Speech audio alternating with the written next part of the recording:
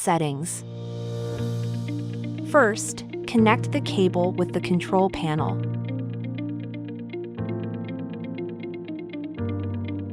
Then turn on the power button. The control panel should be activated at the same time.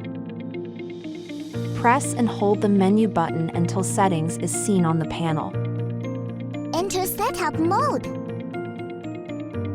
Triple press the menu button to enter the volume setting interface.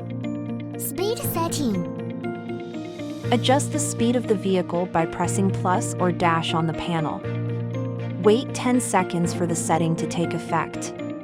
Or press the start button on the remote control. Default is A button to let the setting take immediate effect.